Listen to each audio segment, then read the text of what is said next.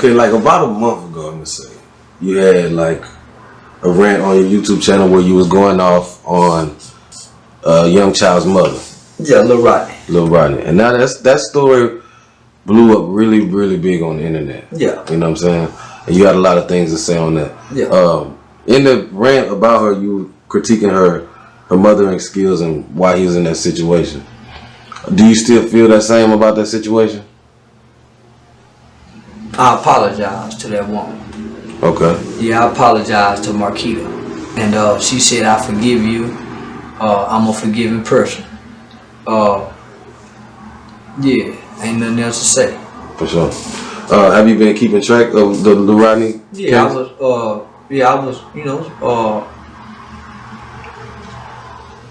I was very involved in this case. And how I got involved in this case, man, because the kid was a part of my program, and he would come through Stop 6 through the Classy Lady. So I know the kid. I know the judge. And so when I saw the 12-year-old kid, because I know he's not a gangster, I know he's not a tough, I know he's not a bad kid. And so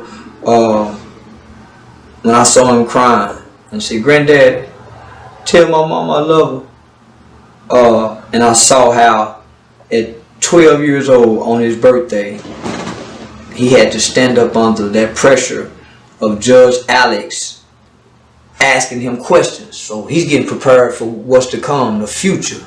So he had to answer those questions from a judge on his own, by himself, and couldn't nobody speak for him. And he was 12 years old. And I keep saying an undeveloped brain on top of whatever trauma that he's had to go through and he had to deal with, right? So he had to answer those questions on his own. And whoever it was his lawyer or his youth advocate, she was saying, be quiet, don't. And I'm saying, man, there's nobody up there to speak on his behalf. So I said, man, God. So I'm looking at the shit, and I'm, so I go to making phone calls. Say, man, they go send Lil Rodney to TYC for 7, man. Hell no, man. Call Judge Alex, man. Tell Judge Alex see if we can meet with him. Say, Jesse, man, call Judge Alex. Say, Pastor Rodney, man. So we got at the judge. And one thing, and I want to say, man, on the judge's behalf, as y'all can see, he was a compassionate judge. You think he was fair? Man, you hear how many chances he gave that kid? A lot. Shit, do I think he was fair? Y'all saw it. Anybody can disregard that as not being fair. Homie, come on. Yeah, for real. Yeah, man. And then he steady saying, well, man, what do you want me to do? What should I do? And then he said, see, Texas law states that every 10 days a kid goes back before the judge and have a whole hearing. This judge is saying, Lil Rodney said, well, what next time I won't see you? He said, well, Lil Rodney, and he's explained it to him where the kid can understand. Mm-hmm. Lil Rodney, I'm going to see you in 5 days. I don't think a kid should be back there. So instead of 10, I'm going to make it 5, Lil Rodney. So to make a long story short, so I don't drag it out, we communicated with the judge. I got some gang unit people involved that's known Lil Rodney since he was like in the 2nd or 3rd grade. And we was all willing as black men. So a police officer, a pastor, a school official, a community elected official, and me. So we was all willing to, go, be a part of this kid's life on this journey until he come back to our communities. And so Judge Alex gave Lil Rodney an indeterminate sentence. So meaning, man, based on his behavior, he can be home well within, his 18th birthday. He can be home within 2 years. But they won't keep him past, 19. So meaning he don't have prison over his head. That's a good thing. Yeah, very good thing. Yeah. Do you think the story of getting so big was ultimately a good or a bad thing for Lil Rodney? It was a bad thing. As a community, homie, we shouldn't have allowed that. what Cash Money did for Lil Wayne. They got Lil Wayne when he was that young, but they made him a protege. Right. Lil Wayne didn't cuss till he got 18, homie, and made some of the hottest music, man. I don't cuss, but in the verse, man, fuck the world. Man, that little boy had some of the hottest music on the block. It's hot. So, Bow Wow, so, you know, he was a very marketable, a brandable kid, but not toting and packing guns. Yeah, Lil Rodney was wilding on that. So from my opinion. so nah, homie, our community, somebody in the community should have stepped up. The Dallas Global, not the Dallas Global, but the Real Tune TV, the people who was putting that kid out there, ultimately destroyed that kid. For sure, man. I hope he bounced back though. Yeah, I believe he will. For sure. That was a famous rant. I don't want to say it's famous, even though it's kind of frictional. And you did apologize. Another. Well, let me just say this. After that rant, me and her met. Okay. And it went left again. Why is that? Well, it ain't nobody's business. Okay. But the next day, I went back to the same location.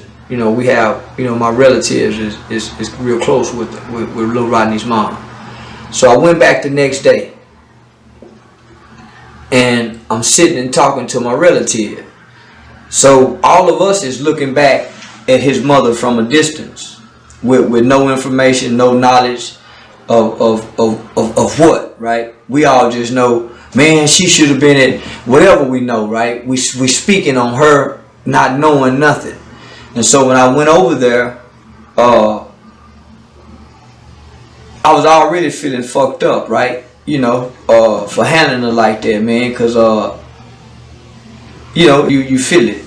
So, but you don't just come out and say I'm wrong. You disregard it and try to justify, to try to make it right in your own head. So the next day I go and sit and talk to my relative, and she was just sharing some things with me about, you know, their situations and circumstances, and, you know, a little backstory. You know, I got the backstory, right? That's important. Yeah, very important. So I got the backstory, and once I got the backstory, nigga, my spirit went to convicting me. Nigga, we all wrong. Yeah, ain't nobody perfect. Nigga, it ain't even about being perfect. It's about understanding. Understanding what, you know, and nigga, we don't know what them, you know, so when I got a little bit of understanding, okay, this is why such, and this is why this situation is like this. This is why these circumstances are like this.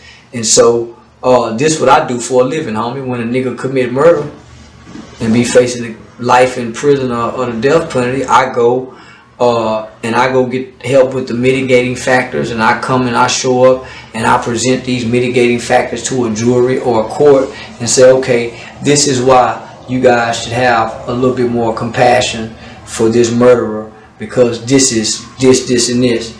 And so being a, you know, seeking to be a just nigga, you know, seeking to be a righteous nigga, I gotta check me. So ain't nobody gotta check me. So I, you know, my spirit checked me. And so I went back to the same platform where I disrespected her at. Yeah. And said, hey man, I'm wrong with the motherfucker, man. I feel fucked up. Yeah, I'm wrong with the motherfucker. So so when they put out, so when Real Tune put out the interview, it was a very damaging interview of Lil Rodney's mother. And I called that nigga and told him, say, man, take that video down, my nigga. Nah, man, don't put her out there with them little niggas on there doing, nah, homie, that little niggas, little boy still, nah, don't do it like that. So he took it down, and then he put back the video, you know, of her, you know, him questioning her about me. But it was a real messy video on his part, man. That nigga had talked to me. He ain't never expressed none of them sentiments to me. And I fuck with the little nigga. You know, I aid him and help him in a lot of his ventures when he's on a professional level. But when he on the bullshit, I call him and let him know he on the bullshit. But yeah, shout out to Real Tune TV, man. I fuck with you, my nigga. For sure. Ultimately, just to close that situation, do you think it's anything that his mother could have done better to prevent? Man, let's leave her alone. For sure. This is what I'm saying. all of us as parents go fail in some areas as parents, and we don't know her situation, we don't know her circumstances. Let's man, I apologize to her, so we can't speak on it because we don't know it. And that's cool. Yeah. That's cool. So yeah.